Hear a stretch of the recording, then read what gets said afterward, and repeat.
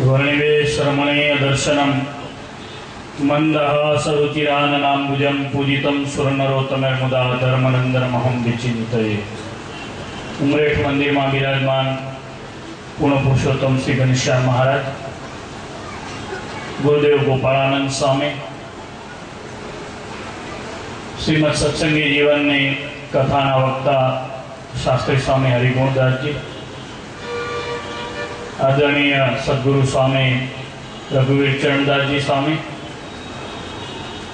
सभा में उपस्थित अमदावाद मंदिर महंत परम पूज्य सद्गुरु शास्त्री स्वामी हरिकृष्णदास जी स्वामी, ब्रह्मनिष्ठ सर्वे संतो, श्री हरिना लाड़ेला श्रीमद सत्संगी जीवन की पारायण यजमान श्री, एमनो सर्वे परिवार, पाटोत्सव यजमान श्री, यज्ञना यजमान श्री, पारायण तमाम विभागों यजमान श्रीओ, श्री हरिना लाड़ेला उमरेठ गामना अने बार गामथी पधारेला भगवत भक्तो, परम पूज्य शास्त्री स्वामी हरिकृष्णदास जी स्वामी कह્યું એમ उमरेठ सदाय सद्गुरु गोपालानंद स्वामी ऋणी है। पूज्य स्वामी ऋण चुकावा माटे पूज्य स्वामी ने अत्रे सुवर्णना नूतन सिंहासन में विराजमान करवानो आ दिव्य महामहोत्सव, एमां जेणे जेणे पण पूज्य स्वामी की सेवा करी है, खरेखर भगवान स्वामीनारायण कृपापात्र बधा बन्या छे। घणा बधा संतोए पण एमां सेवा करी है, हरिभक्तोए पण एमां दिव्य सुवर्ण सिंहासन में सेवा करी है। अत्रेनो सत्संग भगवान कृपापात्र सत्संग है। भगवान स्वामीनारायण जाते पोते घणी वार अहींया पधार्या छे। विद्वानोए स्वामीनारायण भगवान आश्रय कर्यो। मोटा मोटा श्रीमंतो पण स्वामीनारायण भगवान सत्संगीओ अत्रेना बन्या हता। एने परिणामे भगवान नामनो दस्तावेज करावीने आ गामे भगवान स्वामीनारायणनुं ऋण चूकवी अने अहींया सरस मजानुं मंदिर तैयार कराव्युं हतुं। श्रीजी महाराजनो आ दिव्य सत्संग हतो एटले गुरुदेव गोपालानंद स्वामी अत्रे घणीवार पधार्या, अनेक महीनाओ सुधी अत्रे रह्या। स्वामी अहींया रही अने भगवान ध्यान करता, समाधि करावड़ावता। स्वामीना मोटा शिष्यो बाल मुकुंदास स्वामी, हरिहरियानंद स्वामी, पुरुषानंद स्वामी,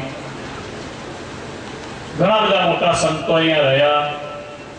एमना शिष्यो साथे स्वामी कृष्णप्रियदास जी स्वामी, स्वामीना मंडळना जेटला पण बीजी त्रीजी पेढ़ीना संतो हता, शास्त्री स्वामी नीलकंठदास जी सुधी अने पार्षद हरजी भगत सुधी अहींया सत्संग में बधाए रही अने सत्संग ने खूब नवपल्लवित कर्यो।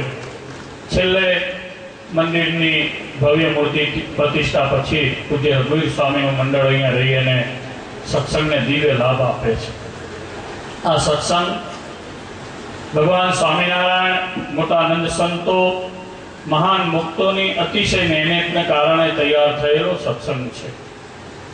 आ दिव्य सत्संग में हमेशा जे भगवान नो भक्त भगवान श्रीहरि ने नजर में राखी भगवान श्रीहरि ना दिव्य सड़ंगी संप्रदाय मंदिर, देव, शास्त्र, आचार्य महाराज, संतो ने हरिभक्त आनो बनेलो आ सड़ंगी संप्रदाय एमां सेवानी भावना जे राखे छे ए सदाय कल्याणनो अधिकारी थाय छे।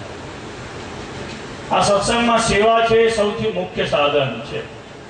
एम केम प्रकारे जेम मंदिर तैयार थया पछी भगवान घनश्याम अहींया विराजे छे, तेना माटे हार कराववा, एनो पाटोत्सव आवे त्यारे पाटोत्सव नोंधाववो, अहींया रहता संतोने रसोई आपवी, भगवानना घरेणा करवा, भगवानने अर्थे फूलहार लाववा, भगवानने अर्थे आपणे ख्याल छे के संसारमां बधाईनो भाग पड़े छे तो भगवाननो पण भाग राखवो। स्वामीनारायण भगवाने बांधेला मंदिरों सेवा छे कल्याणनुं साधन छे। एम भगवानना जे दस्तावेज थयेला मंदिरो छे, जे सीधा देवना जोडाणवाळा छे, एनी जे सेवा छे ए पण कल्याणनो मार्ग छे। सहजे सहजे जे एने आश्रय छे कल्याणना मार्गने पामे छे। आजे जेम अहींया गुरुदेव गोपालानंद स्वामीनुं सुवर्णनुं सिंहासन थयुं, कोईए सोનું આપ્યું હશે, કોઈએ ચાંદી આપી હશે, કોઈએ એમાં આરસ આપ્યો હશે, કોઈએ સિંહાસનની સેવા કરીએ છીએ, કાષ્ઠની સેવા કરીએ છીએ, કારીગરો એમાં રહીને કારીગરીની સેવા કરીએ છીએ, પોતાની કળાની સેવા કરીએ છીએ. આ બધા મોક્ષના અધિકારી છે. જેણે જેવો સત્સંગ સમજ્યા એવો આ સત્સંગમાં મોક્ષ થાય છે એવું આપણને દેખાય છે. જેની જેવી સમજણ એ પ્રમાણેનું મોક્ષનું ભાથું એનું બંધાય છે. બીજું છે સત્સંગમાં જેવી સેવા એવું જ કીર્તન. જેણે ભગવાનને સમજી કથા અને કીર્તન કર્યા, ભગવાનના સ્વરૂપમાં મનની વૃત્તિ રાખી, એટલો એ ભગવાનથી નજીક. જેટલો અહીંયા નજીક એટલો જ ભગવાનના દિવ્ય ધામને પામીને એ મૂર્તિની પાસે એને બેસવા મળે છે. એટલો જ મોક્ષનો અધિકારી થાય છે. કહેતા, સેવા, બીજું કીર્તન અને ત્રીજી કથા વાર્તા. ભગવાનના દિવ્ય ચરિત્રો વિના ક્યારેય જીવ મોક્ષનો અધિકારી થઈ શકતો નથી. ભગવાનના સ્વરૂપમાં ત્યારે જ મન લાગે છે કે જ્યારે ભગવાનના દિવ્ય ચરિત્રોને આપણે સાંભળીએ. પૂજ્ય હરિગુણ સ્વામી અહીંયા બહુ સુંદર મજાની કથા કરી રહ્યા હતા. બાળ ઘનશ્યામના ચરિત્રોને કહી રહ્યા હતા. સંપ્રદાયો ઘણા છે આ પૃથ્વીના પદ ઉપર. હમણાં કુંભ મેળો ભરાય છે થોડા દિવસ પછી ઉજ્જૈનમાં. આખું પણ ત્યાં મંદિર થવાનું છે, શનિ મંદિરની બાજુમાં. 10 વીઘા જગ્યા આપણને પણ સરકારે આપી છે. ત્યાં જોઈ આવો તો ત્યાં આજુબાજુમાં ઘણી જાતના સંપ્રદાયો આપણને જોવા મળે. પણ થોડા દિવસ પહેલા આયોજન માટે હું ગયો તો એક દત્ત અખાડા કરી અને રામઘાટ ઉપર અખાડો હતો. 2000 જેટલા સંતો ભેગા થયેલા હતા. એમના સંપ્રદાયની રીત પ્રમાણે હતા. 2 કલાક જેવું ત્યાં રહેવાનું થયું તો ક્યાંય ભગવાનની વાત આવી હોય એવું દેખાયું નહીં. એટલે ભગવાનની વાત આવતી હોય, ભગવાનના ચરિત્રો આવતા હોય એવો ઉજળો દિવ્ય વૈદિક સનાતની સંપ્રદાય હોય તો એ સ્વામિનારાયણ સંપ્રદાય છે. અને એમાં આપણને આવવાનું મળ્યું એ આપણા પૂર્વજન્મનું બહુ મોટું પુણ્ય છે. આમાંય પાછા 12-15 જાતના 25 જાતના ફિરકાઓ આપણને જોવા મળે છે, વ્યક્તિલક્ષી. જેમાં ભગવાનની વાત છોડી માણસે આ ખાધું, ના પીધું, આણે આમ કર્યું તો આમ થઈ ગયું એવી વાત કરવાની વાતો વાળા ઘણા બધા જોવા મળે છે. પણ શુદ્ધ સનાતની વૈદિક દિવ્ય વાતો એ શ્રીમદ સત્સંગી જીવનની જ્ઞાન વાર્તામાંથી આપણને જાણવા મળે છે. આવી પારાયણમાંથી આપણને ભગવાનના ચરિત્રોમાં મન લાગે છે. એટલે જીવ કલ્યાણનો અધિકારી થાય છે. એટલે આ સંપ્રદાયમાં 3 વાતે કલ્યાણ રહેલું છે. મહારાજને પ્રાર્થના કરું, ગુરુદેવ ગોપાળાનંદ સ્વામી તો આ સંપ્રદાયમાં સાક્ષાત છે. મૂળ અક્ષરનો ભગવાનને ધારી રહેલું ધામ, ભગવાનની સાથે આ દેહે સ્વયં ભગવાનની ઈચ્છાએ કરીને આ પૃથ્વી ઉપર પ્રગટ થયા. નિષ્કુળાનંદ સ્વામીએ લખ્યું, યોગી પૂર્વ જન્મના. આ જન્મનું યોગ ઐશ્વર્ય નહોતું, એ તો પૂર્વ જન્મનું હતું. એની સામે અહીંયા આવીને કોઈ ગોળની બાધા કરે છે, સ્વામી માત્ર દ્રષ્ટિએ કરીને એના દુઃખને હરે છે. સ્વામીનો સંકલ્પ પણ નથી.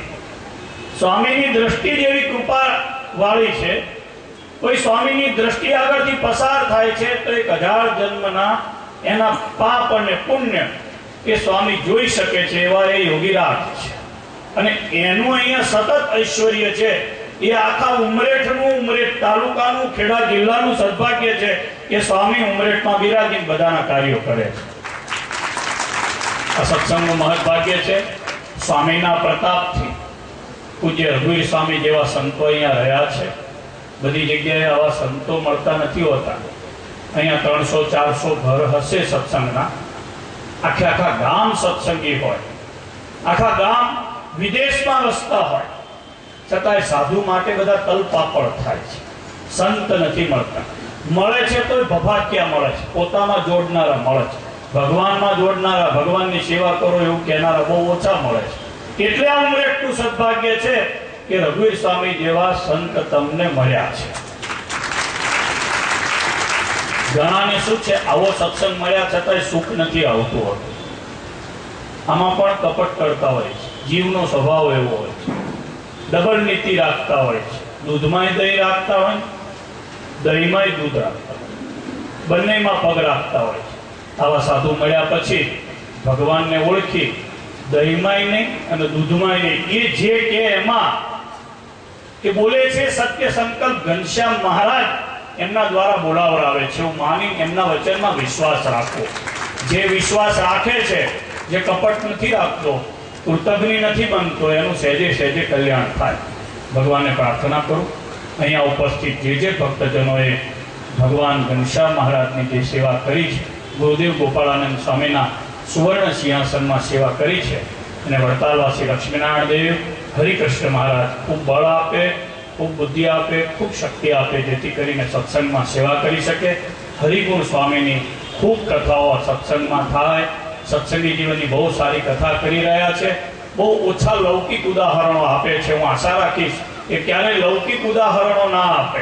માત્ર ને માત્ર ભગવાનની દિવ્ય કથા વાર્તા દ્વારા સત્સંગમાં એમનો આદર્શ જોવો હોય તો જેમ સાધુ ગુણે સંપન્ન એમના ગુરુ રઘુવીર સ્વામી એમનો આદર્શ છે, પણ સત્સંગની દ્રષ્ટિએ સત્સંગના પ્રકાંડ પંડિત એવા સદગુરુ વિદ્વાન નવ્ય ન્યાયાચાર્ય શાસ્ત્રી મહારાજ શ્વેત વૈકુંઠદાસજી એ એમનો આદર્શ બની રહે તો કાયમને માટે આ સત્સંગની દિવ્ય સેવા આ નાના સંત સદગુરુ શાસ્ત્રી સ્વામી બની અને કરી શકશે.